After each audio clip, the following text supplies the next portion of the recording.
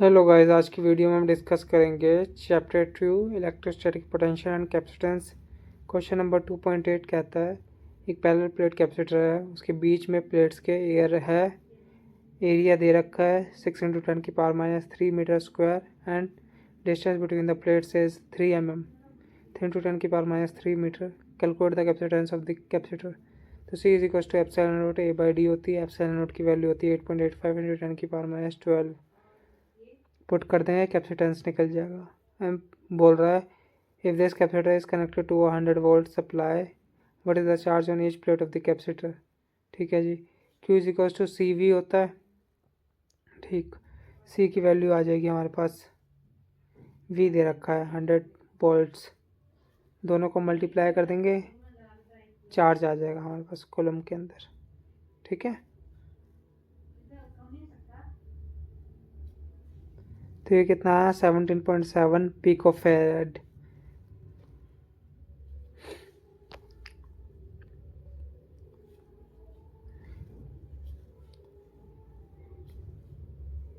तो ये हमारा आ जाएगा 1.77 नैनो कूलम्ब।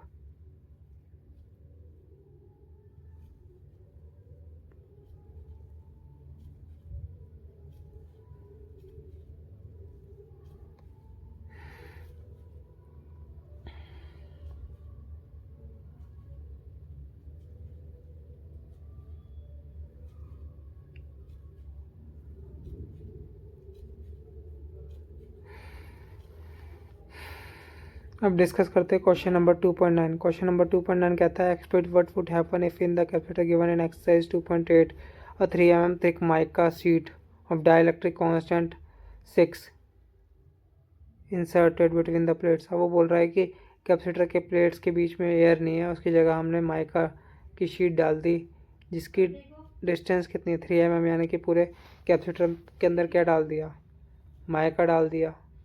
अब पूछ रहा है कि कैपेसिटेंस में क्या चेंज होगा। तो C इज इक्वल टू के एप्सिलॉन नॉट A/D होती है। के जब 1 होता है पेन एयर, अब माइका है तो के की वैल्यू कितनी हो गई 6, तो 6 टाइम हो जाएगी हमारी कैपेसिटेंस। ठीक है, अब पूछ रहा है बी पार्ट में कि after the supply was disconnected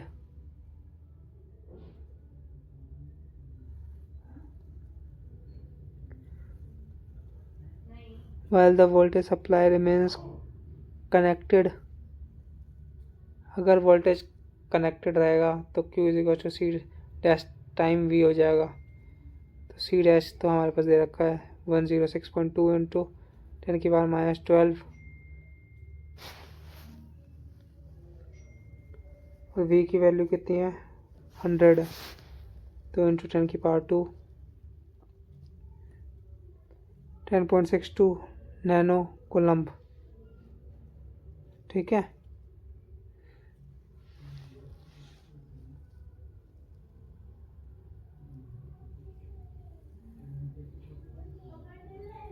if supply disconnected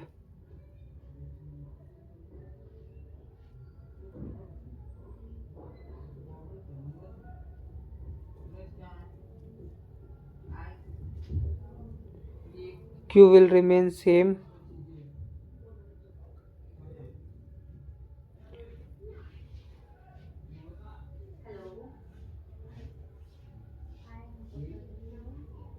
voltage क्या हो जाएगी, वोल्टेज कम हो जाएगी, V is equal to Q upon C dash हो जाएगा। ठीक है, क्योंकि सीरीज में क्या होता है चार्ज सेम रहता है और वोल्टेज अलग होता है।